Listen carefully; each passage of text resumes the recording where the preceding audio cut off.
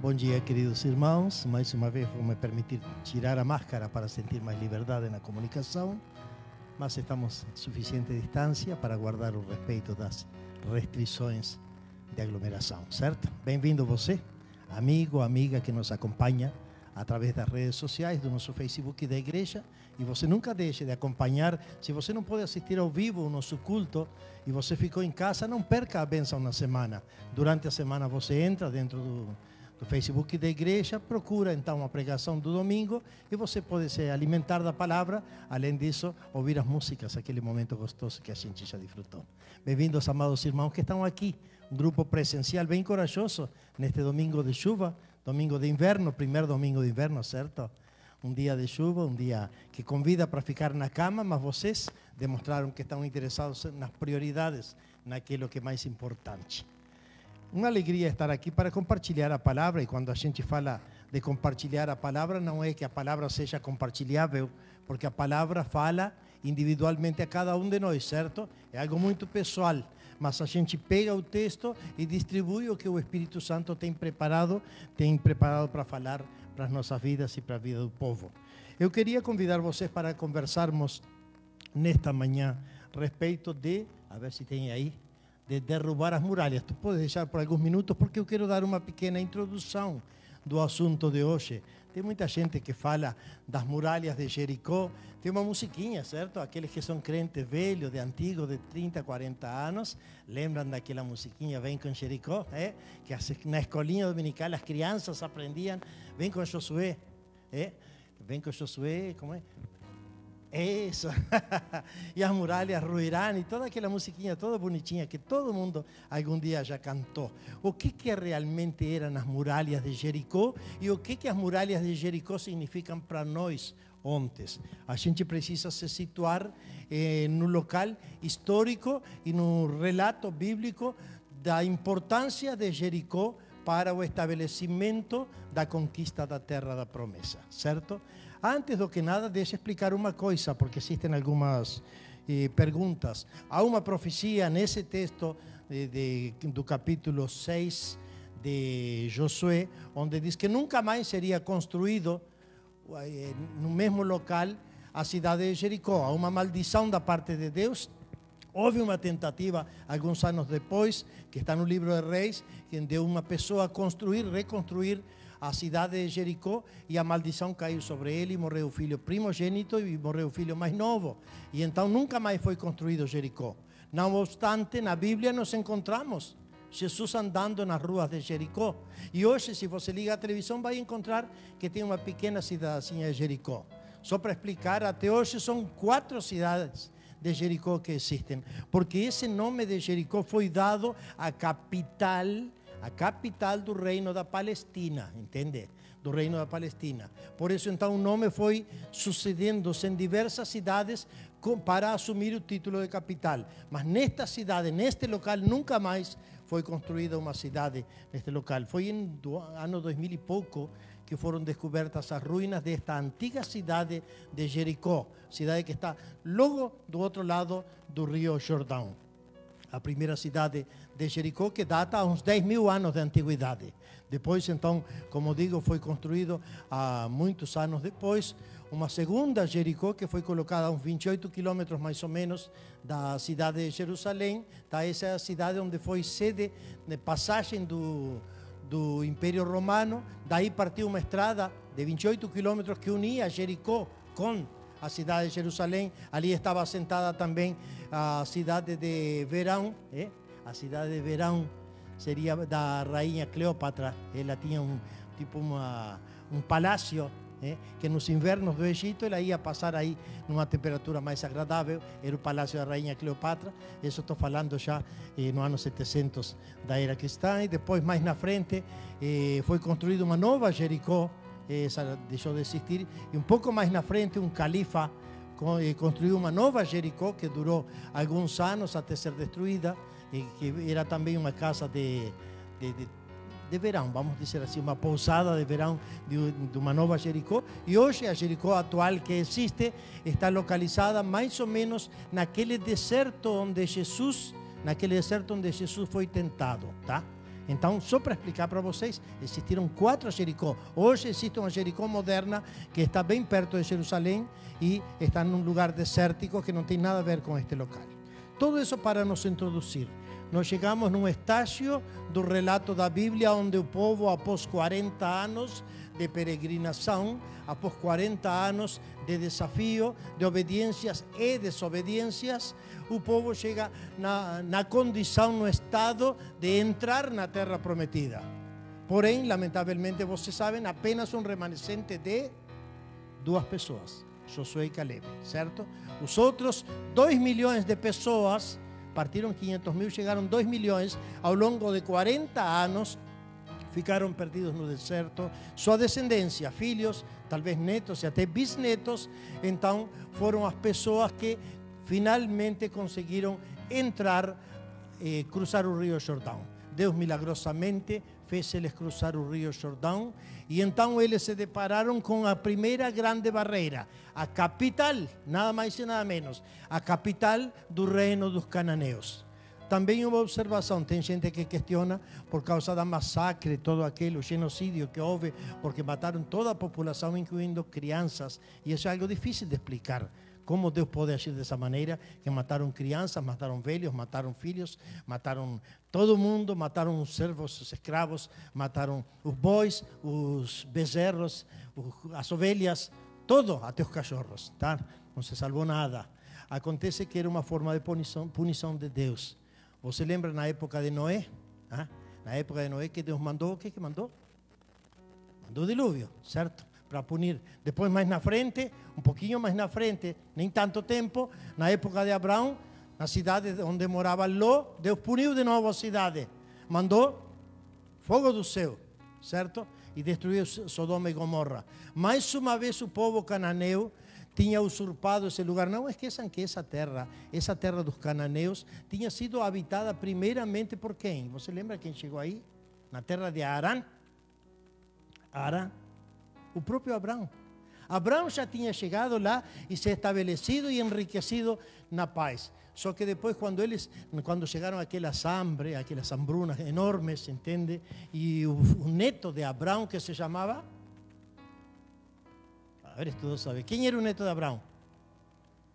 Jacó, correto, Jacó, fala. Jacó, então, quando veio a fome, foi para Egito, certo? Atrás do seu filho José, que nem sabia que existia nessa época. E então ficaram durante quantos anos lá no Egito de escravidão?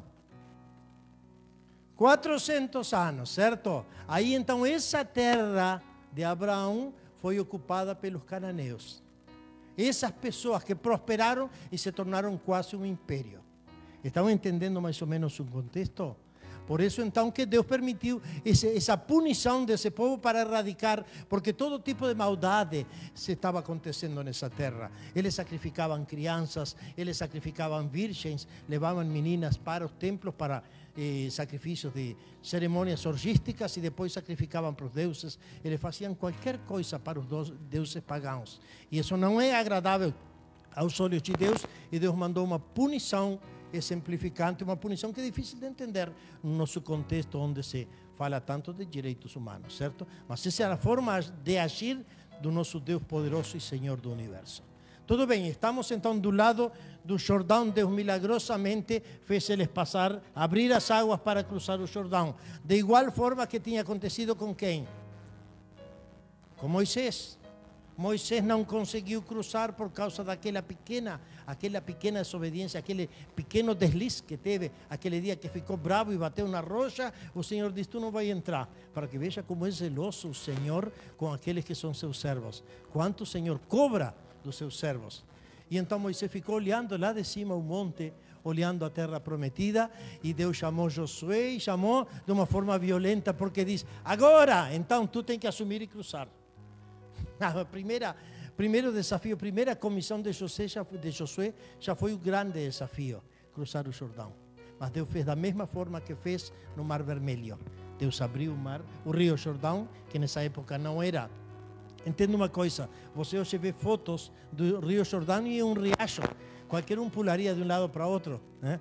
Naquela época a Bíblia diz que era justamente a época da cheia, e era um rio caudaloso, rio grande, provavelmente um rio bem maior do que o rio Mampituba, entende? Naquela época depois o tempo foi fechando porque são lugares desérticos, entende? Naquela época não era fácil de passar se não tivesse meios para passar, como pontes, como barcos, etc. Deus fez milagre e eles se situaram já do outro lado. Deus tinha provado o seu poder para entrar na terra prometida, mas apareceu a primeira muralha, a primeira barreira, a cidade de Jericó, a capital, nada mais e nada menos, a capital da região dos cananeus. E eles precisavam entrar. Isso, quase a derrubada de Jericó chega a ser o símbolo da conquista, porque se derribava Jericó, se derribava essas muralhas, se conseguia penetrar dentro do território, já com certeza eles conquistariam outras partes. Seria a primeira batalha. Aí então eles se deparam com essa situação e precisam de uma orientação de Deus, porque as barreiras eram intransponíveis. As muralhas precisavam ser derrubadas. Era um muro dessa cidade de Jericó, a primeira Jericó, não a Jericó de Herodes, construída depois. Essa muralha de Jericó era uma muralha de 10 metros de altura, uma muralha com muro duplo, um muro que diz que tinha tijolos, agora as descobertas arqueológicas acharam pedaços, tijolos de 40 centímetros de largura. O muro de fora, 40 centímetros de espessura de tijolos de pedra. Depois havia um espaço onde haviam casas e provavelmente era aí onde habitava aquela mulher que foi salva. Lembra? Aquela mulher que protegeu os espiões, Raabe, morava aí entre as duas muralhas, provavelmente. Depois uma segunda muralha por dentro com tijolos de 30 centímetros de largura e 10 metros de altura também. Não era fácil entrar na terra prometida. Não era fácil derrubar as muralhas. E eu quero falar para vocês hoje das muralhas que muitas vezes não deixam que a gente conquiste a nossa terra prometida. Isto foi apenas uma introdução para vocês não ficarem perdidos dentro do contexto. Este é um momento para a gente entender de que muitas vezes as nossas muralhas são muralhas como diz aqui nesse slide que eu botei. São muralhas de defeitos, de pecados, de desobediências. São amarras que estão fechando o acesso à bênção do Senhor. Estão fechando a nossa passagem para tomar posse da terra que o Senhor prometeu. Muito bem, então vamos para o texto. Antes da leitura inicial, eu queria que os irmãos abrissem a sua Bíblia no livro de Josué, capítulo 5. Josué, capítulo 5. E que alguém lesse do versículo 13 até o final do capítulo 5, 3 versículos. Josué capítulo 5, do verso 13 até o verso 15. Do 13 até o verso 15. Por que de importância? Aí nos introduz no texto. Josué capítulo 5.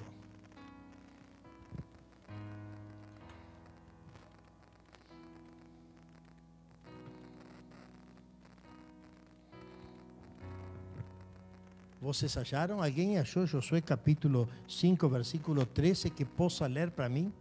Que possa ler com voz bem audível?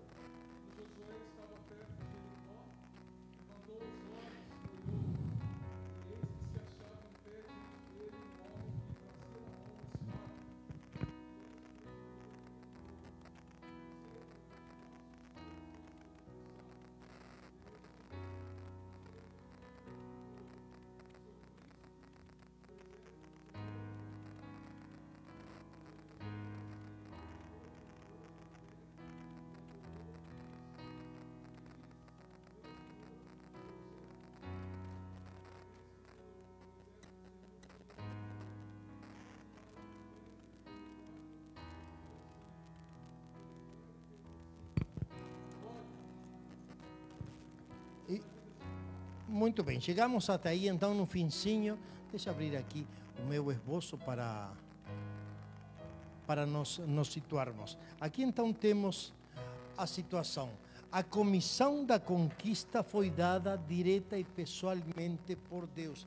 É algo que o relato não conta, porque depois, na sequência, o versículo 1 do capítulo 6 diz que ora Jericó estava rigorosamente fechada por causa dos filhos de Israel.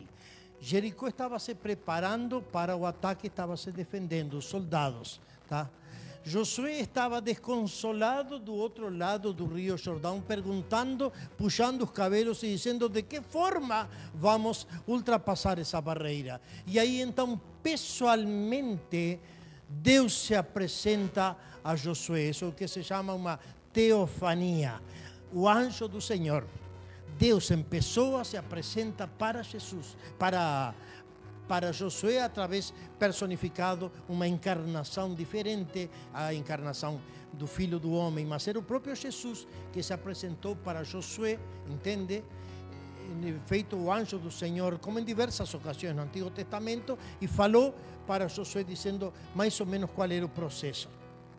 Você tem que entender que as muralhas de Jericó não foram derrubadas por um ataque frontal. As muralhas de Jericó não foram derrubadas por uma estratégia de guerra militar, como seria normal. O normal seria um exército com artilharia, com cavalaria, com infantaria. Naquela época, provavelmente, aquelas catapultas que jogavam pedras, pedras enormes para derrubar as muralhas, nada disso foi. As muralhas de Jericó foram derrubadas por uma procissão. Uma procissão instituída por Deus. Uma procissão onde iriam na frente, pela indicação direta do anjo do Senhor, seria da seguinte forma: na frente iriam sacerdotes, tá? 7 sacerdotes com 7 shofar, que são um chifrezinho, não são esses que tocam por aí em algumas igrejas, esses não são, esses são shofar de antílope, não aparecem na Bíblia. O shofar, esses são shofar de chifre de carneiro, que era um pedacinho de corno, assim, um corninho pequenininho assim, que eles tocavam, e são muito barulhentos também, eu já vi tocar, pequenininhos assim. Os sacerdotes iriam na frente, antes dos sacerdotes iria a tropa de elite do exército, marchando na frente, os soldados, tá? Como para impressionar. Só que depois viriam os sacerdotes tocando esse chifrezinho. E atrás dos sacerdotes a arca do pacto. Imagina você a imagem, o quadro dessa conquista, desse sítio que se estava dando à cidade de Jericó. Uma procissão com soldados, mas soldados em silêncio, com suas armas, com todo, desfilando, parecia uma parada militar. E logo depois um monte de sacerdotes tocando e fazendo barulho, tocando com aqueles chifrezinhos.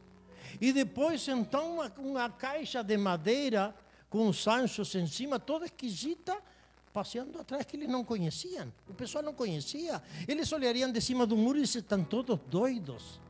E atrás dessa procissão, então, todo o povo caminhando como num enterro, assim, todo em silêncio. Em silêncio. Milhares de pessoas. E a indicação do anjo do Senhor foi: façam uma volta de manhã cedo. Provavelmente o percurso diz que ao longo todo o perímetro poderia chegar a 20 quilômetros, o perímetro dessa muralha. Passariam a manhã inteira então rodeando. Quando terminassem de rodear, então vão para casa. Vão para lá para o lado do rio e acampem lá no lugar onde estão acampados. Próximo dia façam o mesmo, e o mesmo, e o mesmo, e o mesmo. Só no 7º dia façam diferente. Esse povo que estava em silêncio precisaria quebrar o silêncio na hora que fechasse o cerco, precisaria gritar como doidos, forte, gritar todo mundo ao mesmo tempo, e aí então, um milagre, o agir de Deus.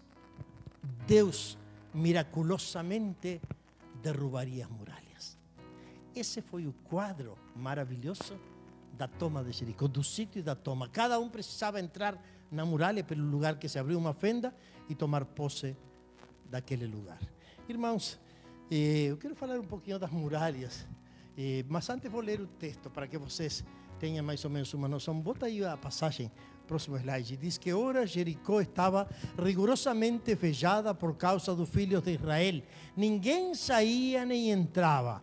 Então disse o Senhor a Josué: olha, entreguei, esse Senhor que estava conversando com Josué um pouquinho antes. Entenda que este texto está ligado à conversa de Josué com o anjo. Era o próprio anjo que estava conversando com Josué, que falou para eles e que deu a estratégia de guerra. Então disse o Senhor a Josué: olha, eu entreguei na tua mão Jericó, o seu rei e os seus valentes. E a forma será a seguinte: vós, pois, todos os homens de guerra, rodeareis a cidade, cercando-a uma vez. Assim farei por 6 dias. 7 sacerdotes levarão 7 trombetas de chifre de carneiro adiante da arca. No 7º dia rodeareis a cidade 7 vezes e os sacerdotes tocarão as trompetas. E será que tocándose longamente a trombeta de chifre de carneiro, ouvindo vos o sonido dela, todo o povo gritará com grande grita e o muro da cidade cairá abaixo e o povo subirá nele, cada qual em frente de si. Já pulamos para o verso 20, no verso 20 da sua Bíblia. Capítulo 6, verso 20 diz: gritou, pois, o povo e os sacerdotes tocaram as trombetas, tendo ouvido o povo o sonido da trombeta e levantado grande grito, ruíram as muralhas e o povo saiu à cidade, cada qual na frente de si, e a tomaram. Irmãos, existem diversos tipos de construções. Diversos tipos de construções. Umas são mais fortificadas que outras. Derrubar uma parede não é trabalho fácil. Aquele que eu já tive que fazer alguma vez, apesar de que nunca trabalhei oficialmente como pedreiro, mas já precisei fazer, inclusive em igrejas, derrubar paredes. Derrubar uma parede mal construída é muito fácil. Quando a parede não tem viga, quando não tem ferro, quando não tem colunas, aí a gente vai batendo e daqui a pouco, pá, pum, caiu tudo. Especialmente se a areia, se a argamassa era um pouco fraca, certo? Aí cai. Mas derrubar uma parede que foi bem construída, com fundamentação bem feita, não é fácil. Imagina uma muralha de 10 metros com tijolos de 40 centímetros. Imagina 2 muralhas com essas características para serem derrubadas. E existem na nossa vida também, lamentavelmente, existem barreiras, muralhas na vida que parecem muralhas bem construídas, que não são fáceis de serem destruídas. Eu quero colocar um paralelo entre as muralhas de Jericó e as muralhas que rodeiam a nossa vida e que não nos deixam avançar sossegadamente. Irmãos, algumas das muralhas que rodeiam a gente, muitas vezes vêm sendo reforçadas, fortificadas por anos de decisões erradas, anos de pecado, anos de incredulidade e de desobediência a Deus. Muitas das nossas muralhas parecem ser realmente intransferíveis. Quem não lutou com um pecado ao longo da vida toda e chegou a velho lutando para conseguir superar isso? Se não, observe o ponto fraco do rei Davi. Ou se quiser ser um pouco mais tolerante, você sabe que Davi era um pouco mulherengo. Esse foi seu ponto fraco, um dos pontos fracos. Mas era Davi. Mas então, poupa um pouco. Davi, já que era rei, então vai para o juiz. Aquele juiz mais novo. Sansão. Qual era o ponto fraco dele? Chamava-se Dalila. E ele lutou a vida toda. Ele morreu lutando em contra dessa muralha. Uma barreira. Se chamava lascívia, se chamava desejo, se chamava carnalidade. E Sansão morreu lutando com essa muralha, tentando vencer algo que o dominava. Eu pergunto para você, qual a muralha que derruba você? Qual a muralha que fecha a passagem para a sua própria conquista? Porque é muito fácil falar dos personagens da Bíblia e dizer, como que pode? E você? E eu? Quando a gente luta com nossos pontos fracos, que podem ser múltiplos. Naquele quadro inicial tinha um monte, vocês viram um quadro da muralha? Um monte de coisas com as quais a gente precisa lutar e batalhar para não sermos derrubados. Como reagimos diante disso? Irmãos, essas barreiras, essas muralhas, muitas vezes nos impedem de viver de forma plena a bênção preparada pelo Senhor para as nossas vidas. Muitas vezes nos impedem de lograr grandes e maravilhosas conquistas na nossa vida, alcançar a unção e o poder de Deus para um ministério efetivo e inclusive até muitas vezes desfrutar da proteção do Senhor em muitas áreas das nossas vidas. Não conseguimos a bênção. Jericó tinha uma muralha que protegia. Uma baita de uma muralha, para não dizer 2, muito bem construídas. Seria impossível alcançar a vitória se não derrubassem primeiro a muralha. E eu digo para você, eu digo para mim mesmo, se entanto a gente não derruba suas próprias muralhas, a gente sempre vai ser vítima delas. A gente sempre vai sonhar com uma terra prometida que vai ficar apenas como uma promessa, quimera distante, uma ilusão distante, um sonho de promessa que diria, está tão perto, mas eu não consigo, porque estou escravo dessa muralha. Essa barreira está sendo intransponível na minha vida. Este é o dia e este é o momento em que o Senhor nos desafia a pensarmos na nossa barreira, a pensarmos na nossa muralha e tentar, talvez numa procissão de fé diante do Senhor, não precisa ser uma batalha campal, precisa ser apenas uma decisão de fé, de clamar ao Senhor e de gritar pelo poder do Senhor para poder derrubar essa muralha. Entende? Este é o desafio. O exemplo de Josué, irmãos, do povo de Israel na luta contra Jericó, nos dá algumas pistas, algumas formas, nos orienta um pouco a respeito de como derrubarmos essas muralhas. Eu queria falar para vocês, no mínimo de 3 coisas. Com isso eu vou resumir. Se você lembra de 3 palavras da minha mensagem, eu vou ficar super satisfeito, porque essas 3 palavras vão resumir o desafio para você. O que precisamos para derrubar as nossas muralhas? O que precisamos? O que precisou primeiro Josué? O primeiro que precisamos, irmãos, anota aí e guarda essa palavra na sua mente. O primeiro que precisamos é dar ouvidos ao que Deus diz. Prestar atenção ao que Deus diz. Quando Deus fala, ouvir com atenção o que o Senhor fala. E eu coloquei uma frase que eu gosto que diz: não confunda meu temor a Deus com fanatismo. Ouvir o que Ele tem a dizer não é loucura, e sim obediência. Tem uma frase aí de Adriana de Amaral. Não confunda, não estou falando de fanatismo. Não estou falando de que para obedecer a Deus precisamos virar fanáticos, como aqueles que colocam bombas no corpo e saem matar gente para poder tentar agradar a Deus. Eu não sei qual é a tua muralha, mas quando Deus te manda fazer algumas coisas que são um pouco inéditas. Provavelmente para tu derrubar a tua muralha, para eu derrubar a minha muralha, o Senhor vai pedir que renuncie, sei lá a quê. Ou de que forma vai ser que o Senhor vai agir. Aqui nós encontramos uma ordem estranha da parte do Senhor, mas precisava ser ouvida, porque quem falava era nada mais e nada menos que o anjo do Senhor.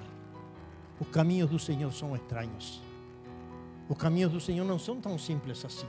E as formas e o método do Senhor são inéditos, porque o Espírito Santo, diz a Bíblia, que age da forma que Ele quer. O Espírito Santo é livre e Ele é Senhor. E Ele age da forma poderosa que Ele quer. É apenas baixarmos a cabeça e dizer: Senhor, faz a Tua vontade. Então o primeiro ouvir. Tem coisas, meus irmãos, que podem parecer até tolice, como aquelas ordens que foi dada por Deus para rodear a muralha durante esses 7 dias. Difícil de entender, bem difícil de entender, mas Josué ouviu sem questionar. Ele ouviu, não falou nada e assim venceu em Jericó. Entende? Chega um momento em que a gente precisa obedecer sem questionar. Provavelmente Josué começou a pensar e disse: que estratégia é essa? Você lembra no capítulo 5 que leu o pastor? Leu que chegou um homem aí com uma espada e se apresentou diante de Josué com uma espada. E Josué disse: quem é você? De qual bando você é? É de lá ou de cá? Ele nem sabia quem era. E ele disse: eu não sou de nenhum dos bandos. Eu sou teu chefe. Eu sou teu chefe, eu sou comandante do teu exército. Incrível. Qualquer um diria: vai embora, vai se catar. Sabe o que fez Josué? Você leu? O pastor leu? Se prostrou em terra. Que lindo quando a gente ouve a voz do Senhor. Que maravilhoso quando o Senhor fala e a gente consegue identificar. O que fez esse anjo do Senhor que nos... Olha que não andava com asas, hein? Era um homem comum, ao ponto de que Josué não sabia de qual exército era. Mas Josué, na voz e no comando do anjo do Senhor, Josué caiu em terra. E o anjo sentou com ele e disse: olha, vou te dar as dicas. Vamos derrubar juntos essa muralha e vou te ensinar como se derruba uma muralha. E provavelmente Josué começou a pensar em estratégias de guerra. Talvez num milagre que o anjo faria e mandaria alguma máquina de guerra para destruir, ou de repente raios caindo do céu para derrubar aquela muralha. E o anjo começa a contar uma história que não tem nem pé nem cabeça. E diz: vocês vão fazer uma procissão e vão botar soldados na frente e vão botar uns levitas aí tocando uma musiquinha e atrás os sacerdotes, 4 sacerdotes com as varas aí levando o caixão da arca, né? E depois então o povo todo atrás. Assim de fácil. Provavelmente Josué poderia ter questionado, mas ele estava ouvindo nada mais e nada menos que a voz do Senhor. Quando você ouve a voz do Senhor, qual é a sua reação? Quando você está perante uma muralha e você quer derrubar e o Senhor fala claramente ao teu ouvido ou ao teu coração, qual é a forma em que você reage? Você realmente baixa a bola e diz: Senhor, Tu és o Senhor, faz da forma que Tu quiser porque Tu és o Senhor? Ou a gente começa a questionar e dizer: mas para um pouco, eu tenho uma estratégia melhor. Eu não acho que não vai funcionar, eu já tentei. Quando Deus fala, amém? Quando a voz de Deus, ninguém pode questionar, entende? Eu queria dizer para vocês, nós somos chamados, irmãos, não somos chamados a entendermos a Deus, mas somos chamados a crer nele e obedecê-lo, amém? Tem tantas coisas que a gente não compreende, tantas coisas no caminho. Tantas contradições existem na vida cristã. Hoje olhamos para fora, observamos o panorama social e político do nosso país e dizemos: será que o Senhor perdeu o controle? Parece que a maldade e a corrupção e o pecado e todas essas coisas podres, tudo de ruim que pode acontecer no mundo está entrando a acontecer no Brasil assim, 2 anos. Um pouquinho de tempo, 2, 3, 4 anos, não sei. E a coisa vai pior e a gente olha e diz: não há uma solução. É o momento de ouvirmos a voz do Senhor e nos prostrarmos diante do Senhor e dizer: eu não questiono, você continua no controle. Às vezes a gente liga a televisão e 5 minutos depois a gente desliga. Diz: não dá para aguentar mais, não dá para aguentar tudo o que a gente está ouvindo. Por isso nem vou ouvir, porque eu não sei o que vai acontecer nos próximos anos, a coisa está muito feia. Mas não esqueça uma coisa: Deus continua no controle do Brasil. Deus continua no controle da sua vida. Deus continua no controle desta pandemia. Deus continua no controle da sociedade. Deus continua no controle da sua economia. Deus continua no controle de tudo. Ele continua sendo o Senhor. Não há muralha que possa deter o poder, a mão poderosa do Senhor. Irmãos, os caminhos e os pensamentos do Senhor, diz a Bíblia, Isaías 55, verso 8 e 9, passagem bem conhecida. Os caminhos e os pensamentos não são os nossos caminhos e os nossos pensamentos. Como são mais de altos os céus que a terra, assim diz a Bíblia que os caminhos do Senhor são maiores e mais altos do que os nossos caminhos, incompreensíveis. Apenas te deixa levar pelo Espírito Santo de Deus. Apenas deixa que o Espírito Santo de Deus indique e mostre qual é o caminho a seguir, qual é a barreira que você precisará transpor e de que forma você precisará agir. Simplesmente seja sensível à voz de Deus. Então, encerrando esse ponto, dê ouvido a que Deus diz, sendo submisso à sua palavra, e Deus lhe dará a vitória e lhe dará uma vida plena. Apenas para encerrar, uma frase de Santo Agostinho que eu coloquei aí. Tu tens aí a frase, diz: Deus não será maior se o respeitas, mas tu serás maior se o servires. O Senhor não ganha nada com nos mostrar o caminho. Nós podemos escolher o nosso caminho por causa do nosso livre-arbítrio de obedecer ou não.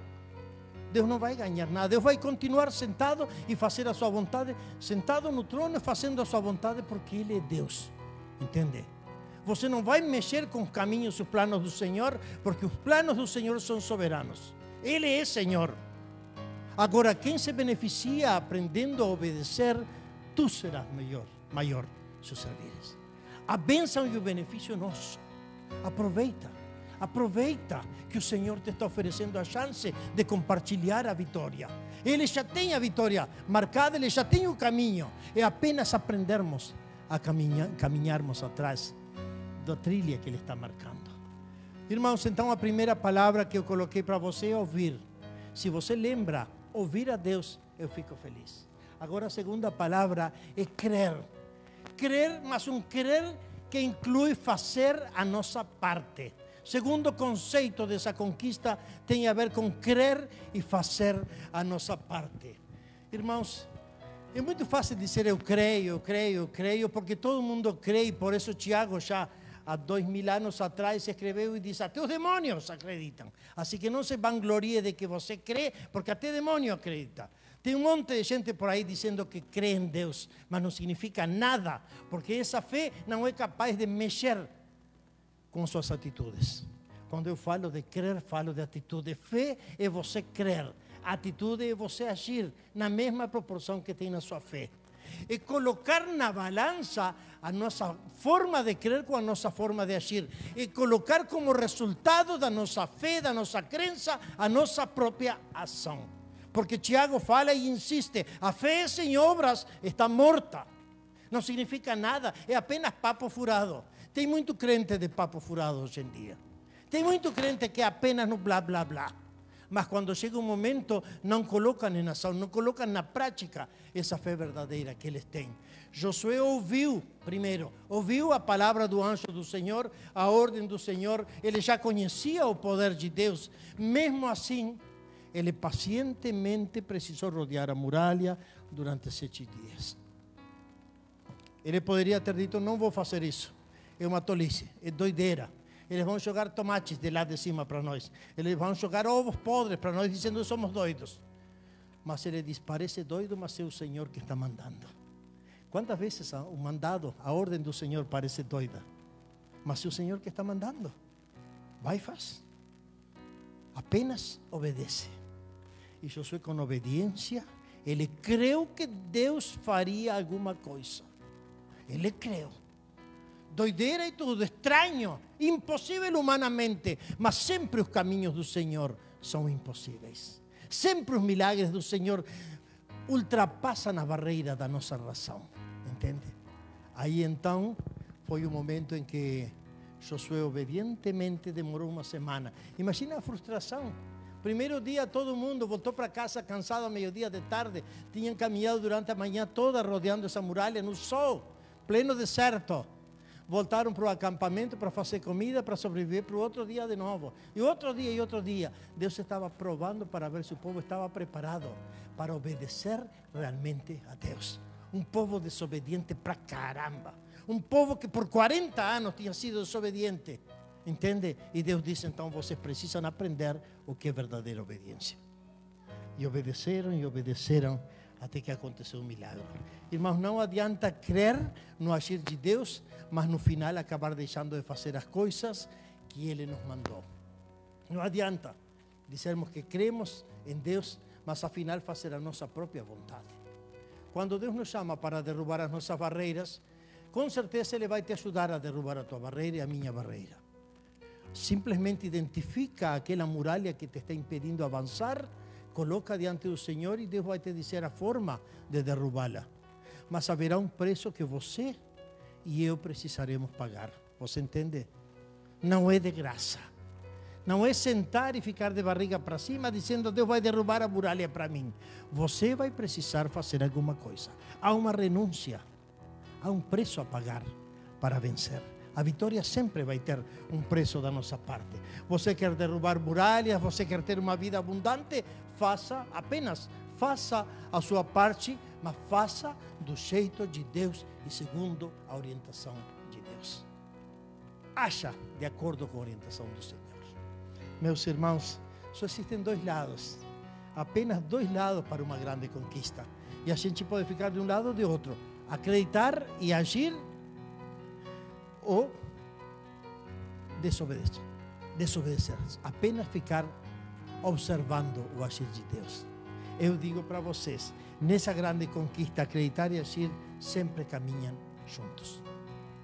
Tá?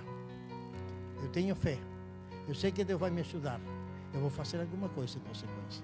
Você está preparado para isso?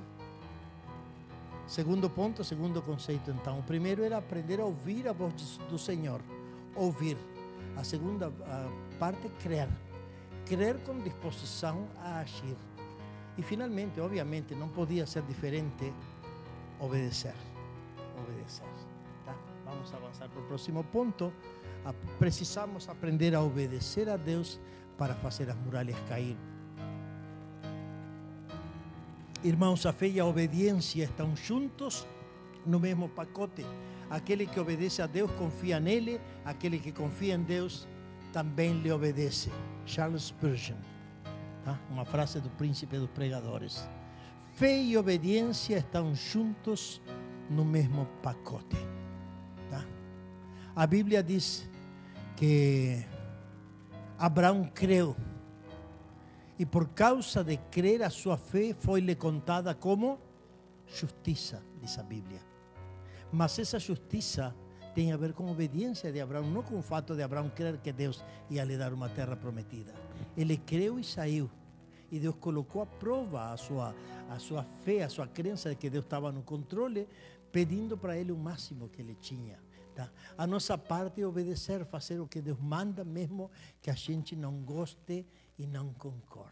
Entende? É apenas obedecer. A forma, os critérios, as exigências, deixa na mão do Senhor. Ele continua sendo o seu Senhor. Você crê que Ele está buscando o melhor para você? Você crê que o plano do Senhor é te abençoar? Para que o Senhor está pedindo isso? É apenas obedecer. E aí então eu queria entrar no conceito de Abraão. Foi a desobediência. Primeiro, existem bênçãos que Deus condiciona a nossa obediência. Assim aconteceu com Abraão quando lhe foi ordenado sacrificar Isaac. Tá? Esse é o próximo ponto. Tu botou aí, não? Coloca aí. Isso foi o que Deus exigiu. Irmãos, é um exemplo bem claro de obediência. Quando o Senhor quer que a gente obedeça, o Senhor nos coloca provações e muitas vezes pesadas. Deus deu uma promessa para Abraão e demorou décadas em cumprir essa promessa. A promessa era de que ele seria pai de multidões, certo?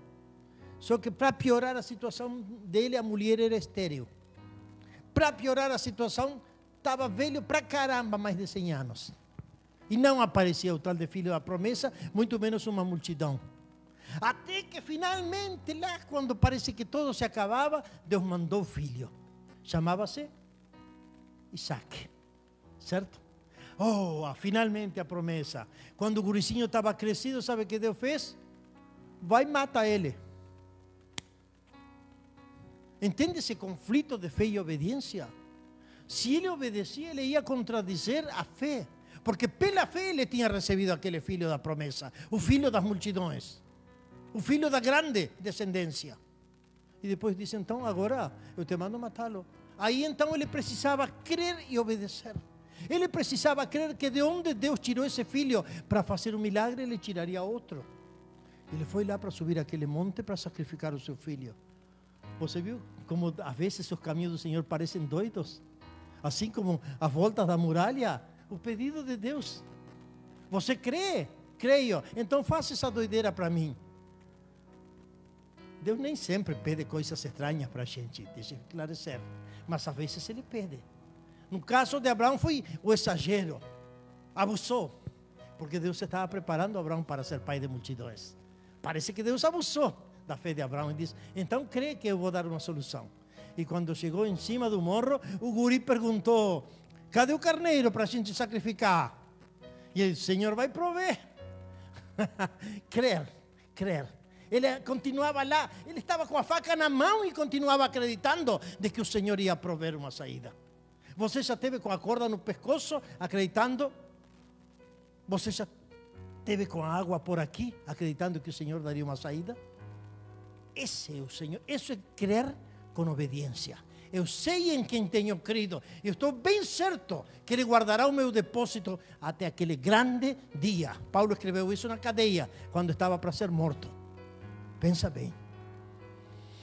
E então, fé e obediência nos ajudam a encontrarmos o essencial, o máximo potencial que Deus colocou dentro de nós.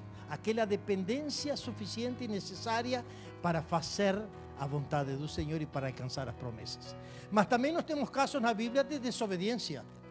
Foi por causa da desobediência que Adão e Eva perdeu o direito ao Éden. Entendem? Eles estavam com Deus, eles desfrutavam da presença de Deus, passeavam com Deus depois do almoço, tá? Mas acontece que, de repente, de repente, desobedeceram, comeram aquela fruta proibida e então foram mandados embora. Desobediência. Você quer mais um caso de desobediência? Eu anotei aqui o caso de Moisés. Uma pequena desobediência, mas no filtro do Senhor pode chegar a ser grande. Impediu Moisés entrar na terra prometida. Irmãos, Josué obedeceu e a muralha caiu. Josué fez todo como o Senhor mandou, letra por letra. Ele não queria que acontecesse com ele o que tinha acontecido com seu predecessor, com Moisés. Ele não queria ficar de fora da promessa. E ele disse: eu aprendi, eu estou aprendendo. Você já aprendeu com os erros dos outros? Você já aprendeu com seus próprios erros, quando o Senhor mandou fazer de uma forma e você fez diferente e se deu mal? É momento de aprender cegamente a confiar. Fechar os olhos e dizer: Senhor, se tu mandas, eu me jogo, porque tu és o meu Senhor. Assim como Pedro, quando pulou do barco e disse: se tu mandas, eu caminho em cima das águas. Nunca nenhum homem na história caminhou, mas eu vou caminhar, porque tu mandas. Isso é fé. Crer e obedecer à voz e ao mandado do Senhor. Irmãos, você querem derrubar as muralhas? Você quer obter vitória na sua vida, na sua família, no seu trabalho, no seu ministério? O desafio é apenas um para encerrar. Comece a conquistar através da obediência. Comece a conquistar através da obediência. O próximo slide tem uma frase bonita que diz: um pequeno passo em obediência é um enorme passo em direção ao centro da vontade de Deus. O Senhor não vai pedir tudo de uma vez, Ele vai pedir aos poucos. Você vai ir avançando, caminhando pela fé. Vai dar o primeiro passo. O primeiro passo é o mais difícil. Vocês lembram quando o povo cruzou o Rio Jordão? Ou quando o povo cruzou o Mar Vermelho? Qual era o passo mais difícil? O primeiro, eles chegaram na beira do rio ou do Mar Vermelho e o Senhor disse: eu vou abrir as águas, vocês acreditam? A maioria diria: não! Mas eles dizem: os sacerdotes têm que ir na frente porque tem que ser exemplo. E na medida que eles toquem, pisem, toquem, primeira pegada na água, a água vai se abrir. Dá um tempo, depois poderia ter aberto um pouquinho antes. Fique sentado, quando está aberto a gente entra. Não, ela vai se abrindo na medida que vocês vão pisando. Sabe qual é o desafio? Qual é a mensagem para você e para mim disso? Que a gente precisa avançar pela fé passo a passo. Nem sempre sabemos o que tem lá na frente, mas precisamos caminhar avançando pela fé passo a passo até atingirmos a vontade do Senhor plena e a conquista. Então, irmãos, a minha conclusão, o encerramento é o seguinte: eu vou ler para vocês. Toda muralha que nos impede de viver uma vida abundante pode ser derrubada. Se ouvimos a Deus, se acreditamos nele e se obedecemos os três mandamentos. As três palavras que eu coloquei. Se ouvimos, se acreditamos e se obedecemos os seus mandamentos. Tá bom? Lembre desse conceito. Toda muralha vai cair. Continue fazendo certo. Continue mesmo que tudo esteja errado. Mesmo que tudo esteja caindo ao redor, mesmo que as coisas não estejam dando certo, continue fazendo da forma certa. Deus se agrada da obediência.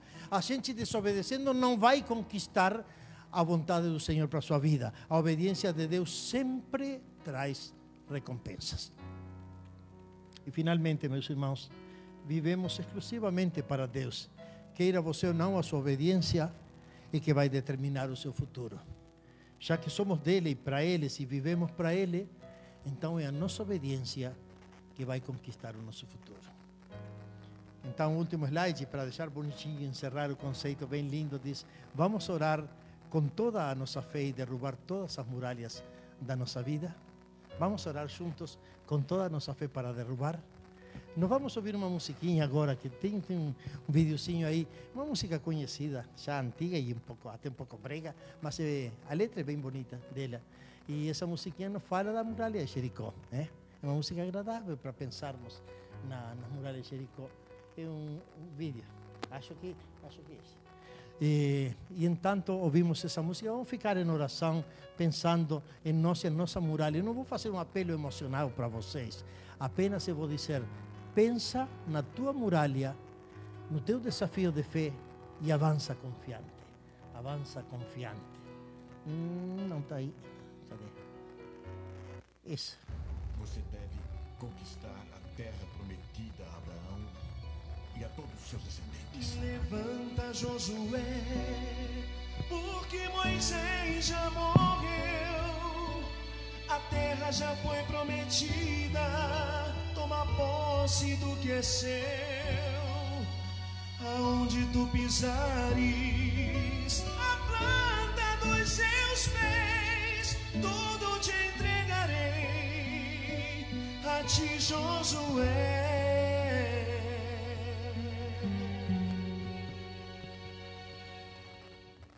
Ser forte, corajoso e muito valente.